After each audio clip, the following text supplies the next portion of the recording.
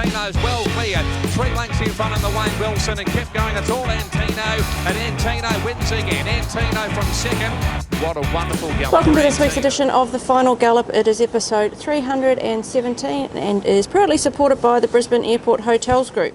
This week we're going to preview our runners for Gateway Raceday at Eagle Farm on Saturday, as well as Antino in the Group 1 Hong Kong Mile on Sunday. Filling in this morning for Tony, who is in Hong Kong with Antino, is our new General Manager, Andrew Dunemann. Andrew, I should say welcome back to you both to the stable and the show. Thanks, Claire. Yeah, no, good to be back. Obviously up to 317, I think you said. So yeah. You've obviously, you've done a better job than probably what I would have done. So you've learned, we got to 100, I think. So no, it's great to be back, and obviously this shows, a benchmark for all the trainers in Australia, to be honest. Okay. Well, shortly we're going to hear from Tony with the latest on Antino, but firstly some more early summer success for the stable with Hidden Wealth and High Barbie last weekend. Yeah, it's obviously great story with High Barbie, with the Actons, and they've just been great people, been great supporters of Tony and the stable, and another great supporter of the stable, Arch Park. What they put into Queensland racing, I think they race over 80 horses and one of the biggest owners in Queensland, so they're great to see them getting rewards. Absolutely. Okay, now let's announce the winner of our latest promotion with the Brisbane Airport Hotels Group, and the prize is a plane spotter package at the Ibis Brisbane Airport, which does include overnight accommodation, breakfast for 2, 1 hour viewing from the Sky Lounge with 2 pairs of binoculars and a late checkout. Okay, Andrew, the lucky winner is? Yeah, it's Laura Blay, and I can tell, I can let everyone know that it is a great hotel out there. I've been staying there pretty frequently, and I've been actually getting to watch the planes roll in from my window, so I didn't have to win this to get it, but congratulations to Laura, and I'm sure 5 Star will be in touch with you. Absolutely. Laura, a representative of the Brisbane Airport Hotels Group, will be in touch with your prize voucher. Okay, we're going to start our preview with the Group 1 Longines Hong Kong Mile at Sha Tin on Sunday, and our runner will be Antino, and he will be ridden by Blake Shin. Here is trainer Tony Gollan with the latest after this morning's barrier draw. Hi guys, up here in Hong Kong, post barrier draw today for Antino on Sunday in the Group 1 Hong Kong Mile. Look, we're thrilled with him. We've had a terrific preparation up here in Hong Kong. Bailey's done a fantastic job settling Antino in. He's settled in beautifully. He rounded out his final piece of work on Wednesday morning here. Visually, it was really nice, and the data backed up what we saw visually. So we're very pleased with him heading into Sunday. Craig Rounsfeld drew barrier 4 for us this morning, which I give him a target between 4 and 10. He came up trumps for me. So that was, for me, the final piece of the puzzle. On Sunday, it's a matter of how he steps away. Blake Shin's obviously on board, and we know he's an elite world-class rider and knows our horse fantastically well. So I'd hope we got him in a midfield position, and from there we can get into the race as we see fit, which we know he can sustain a good gallop if need be. So from us up here in Hong Kong, we're very pleased with Antino. We couldn't be more thrilled, and we think we'll give the Hong Kong Mile a great shake on Sunday.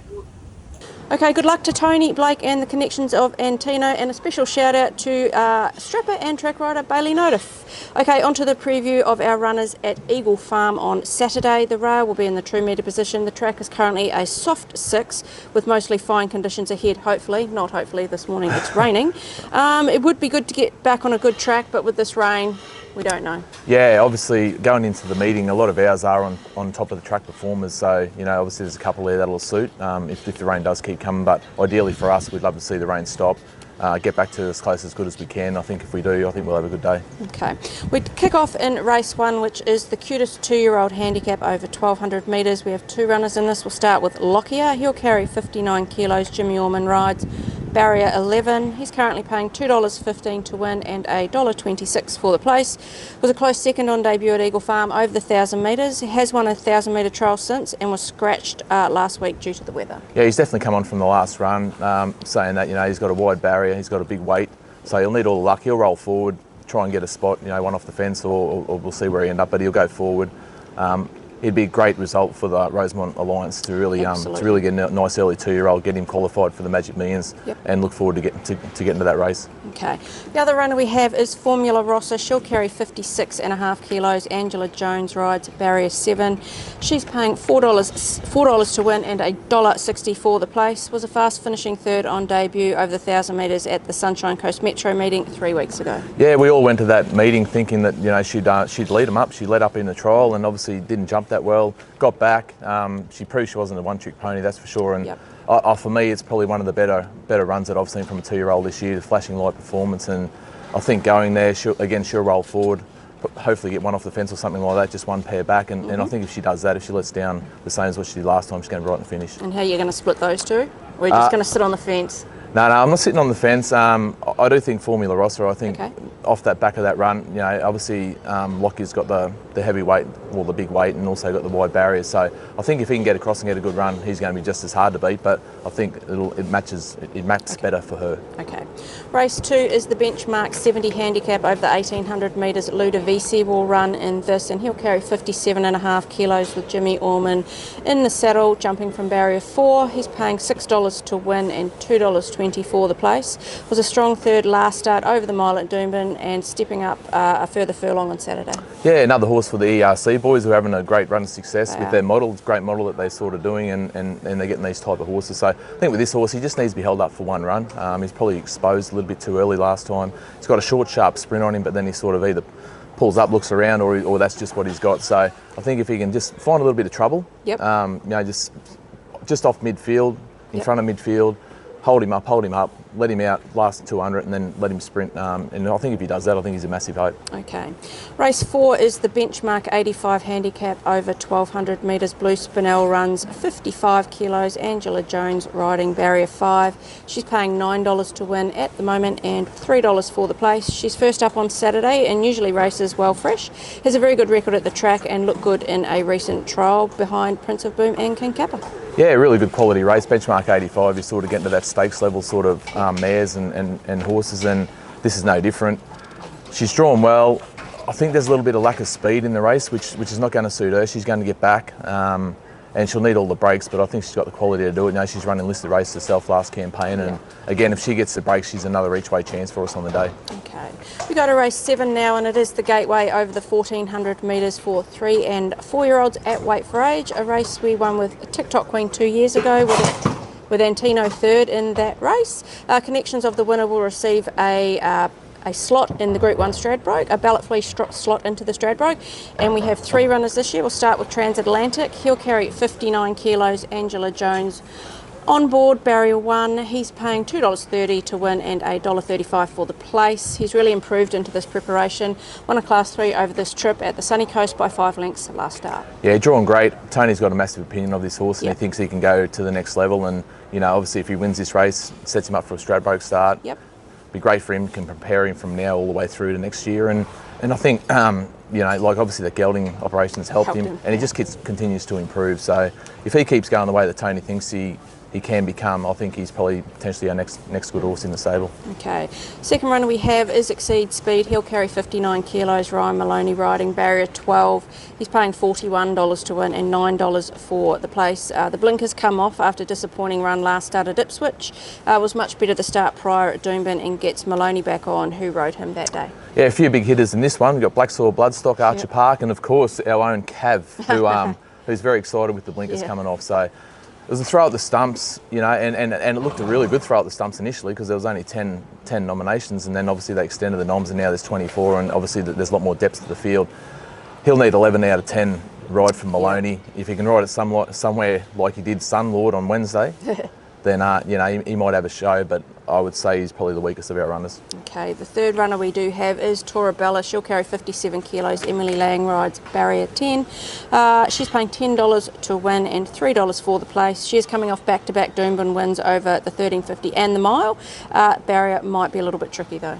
Yeah, I think she'll roll forward, and the speed, you know, she'll get across there with the inflictor and gregarious, and if she does that, she can get a spot. You know, she's going really well. Another really good stable client, Linda Hutter, out into the horse, so you'd love to see her do it for her. Look, she's going well enough. She's running good enough races that if she can get some breaks, gets across, gets a nice run, there's no reason why she can't be in the finish as well. So we put Transatlantic on top out of the 3? Yeah, absolutely. I just think he's a horse going places, and on exposed form, I think he's the one to beat. Okay. We move to race 8 now, which is the Listed Bribie Handicap over the 1,000 metres, a race we've won for the past 2 years with All That Pizzazz and Sneaky 5, and also previously with Pure Perfection. We have 7 acceptors and 1 is an emergency. And right on cue, it's a Rastro. First horse we'll talk about, 57 kilos with Angela Jones riding barrier 7. He's currently paying $6 to win and $2.20 for the place. He was scratched from last week's George Moore due to the track conditions. He's won 5 from 7 at the track and comes into this off an impressive trial win. Yeah, he clearly gets better as he gets into the campaign, but he's won 5 and 7 at the track, as you've just said. Look, he is obviously going to need the track. If it gets to heavy range, then he just doesn't perform on a heavy track. So hopefully, he doesn't get to that range. If it can be on the soft 5 or better, the way he's going to give himself a massive hope. And it's drawn well. He'll get across. There's plenty of speed in the race. So whether he leads or just sits off him, we don't know where he's going to end up. But he's a great physical, as you can see. He's obviously a bit of a star performer as well. But he's going really, really well. The second runner we'll talk about is Cannonball. He'll carry 55 kilos with Jag Guthman-Chester riding, barrier 17. He's paying $23 to win and $7 for the place. Also first up with a couple of solid trials, his most recent behind's Astro, but was strong through the line. But any rain around, he probably won't run. No, well, he's dead set hates wet tracks, so I think we all know that. Again, similar to Sarastro, except he's not in terms of, but he's a weapon. Cannonball is just a little nugget and whatever else. This guy's obviously got a bit more scope about him, but a really lovely horse. Obviously that reflected in what they paid for him. Yep. Lightly raced, he's obviously had issues, but what I can say is from the trial to where he is now, he's come along massively. His work on Tuesday morning was great. And, from barrier 17, yeah, it's a tough gate and whatever else, but he'll get a drag across as well, and hopefully he can just pop in. If he gets a 3-wide trail from the 1,000 metres, is it going to really matter? I don't think so. It'll just be whether he's good enough. Okay. The next one is All That Pizzazz. He'll carry 54.5 kilos. Emily Lang rides barrier 3. He's paying $15 to win and $4.40 for the place. Encountered a heavy track first up in the Swiss Ace, which is not his most favoured surface. He does have good second up form and does love the track and trip. Yeah, really good second up form.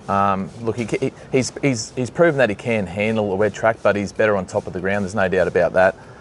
I think he maps to be a lot closer than what he was last time, and I think if he does that, I think he's a good chance. I think the deeper you look into him, he really profiles well for it. He obviously won last year's race, and you can dismiss him early, but then you go back through the form and you go, oh, the conditions might be there to suit him on Saturday, and I think he's a really good each-way hope. And he's so honest. Yeah. Okay, the next one is Golden Boom, 54 kilos. Kyle Wilson-Taylor rides barrier 16. He's paying $6.50 to win and $2.30 for the place. He was a very gallant third in a very wet Swiss Ace plate when first up. He will have to contend with another wide gate though. He will. He's another good horse for Archer Park. They've got some really good horses going around at the moment. He's obviously had issues, and he basically just needs to jump and just let him run. That's where he races best. He's had wind issues previously. Look, if he sits 3 wide on the lead or a pair back, I think that's a good spot for him. And I think if he does that, I think on this track, he's the pick for me of our lot going there. Okay, the next one is Natuno, 54 kilos. Robbie Dolan rides barrier 9. He's paying $12 to win and $3.70 for the place. He was okay in the Swiss Ace plate on a heavy track first up, but was one of the better closers in the race. I think the key to him going to this race is obviously getting out of the barriers. I think if Robbie can pop him out and put him more forward and put him into the race early, we all know that he's got the sprint, and particularly if the track's wet. I think he's probably the one. If the track gets really wet, he's definitely probably the one from our 7, our 6. And yeah, he'll obviously need breaks at the right time. But there's really none better at the moment than Dolan to ride through a field and whatever else. So this horse definitely suits him. But it'll just be a matter of not getting too far back out of the ground, so he's got a chance. Okay, next one is King Kappa, 54 kilos. CJ Graham in the saddle, barrier 13. He's paying at $17 to win and $5 for the place. He's first up on Saturday. He does run well fresh and look good in a 1,000-metre trial at Dunemann recently. Yeah, I was just talking to Blake from Strong Bloodstock yesterday, and we're happy to go there. We think that he'll pop out and just basically trail him across. So look, if he can just sit off with cover 3 wide, there's only one turn. I don't think it's really going to matter from that. Again, it's just a matter whether he's got the class of the others.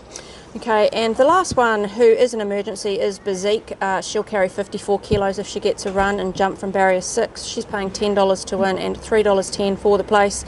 She's also first up on Saturday and looking for that elusive stakes win after 4 stakes placings. Was huge, winning a fast 1,000-metre trial recently.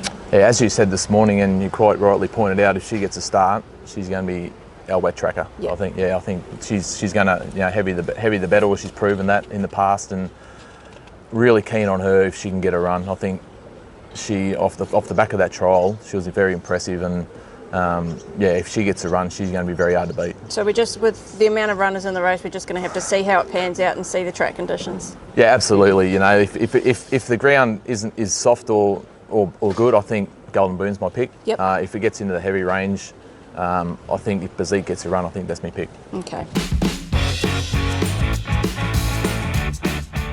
We are into the final furlong of this week's Final Gallop. Who is the best winning chance for the stable at Eagle Farm on Saturday? He's our shortest there on a day. We've got plenty of each way chances, but I've got to go with Transatlantic. Transatlantic. Best each way chance? Yeah, again, this is pretty short. It's probably the shortest of our each way chances, but I'm going to go Formula Rossa. I just think it's a 2-year-old. She's had one start. I think she'll put herself in the race, and I can't see her not running top 3. Okay, now best anywhere else over the weekend. We've got Dunemann on Friday, Gold Coast and Toowoomba Saturday, and the Sunshine Coast on Sunday. Well, I'm going brave again. I tipped a couple of our good owners last week, a couple at the provincials, and they went horrific.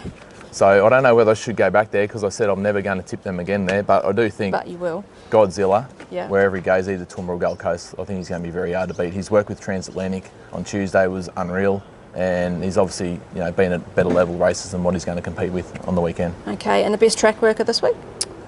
Yeah, the best track worker, I'd probably go Godzilla, to be honest. Yep. Like, again, in a gallop against Transatlantic, they're only gallops, I get that. But in what you see into the eye, yep, his work was really good. Now it is time for Cavs Corner, which is supported by the Brisbane Airport Hotels Group. No joy for Cavs multi last week, not helped by the very wet track at Dunemann. Let's see if he can turn the corner with some better conditions this week, hopefully. Let's see. Come on, Cav. Welcome to Cavs Corner for this week. This week we get back to Eagle Farm. A couple of main races there, the Bribie and the Gateway. We'll go Transatlantic in the Gateway, a win. Into Zoroastro in the Bribie, a win. Good punting, guys. So he's gone Transatlantic a win into Zoroastro a win. At least Zoroastro's big enough to carry his weight.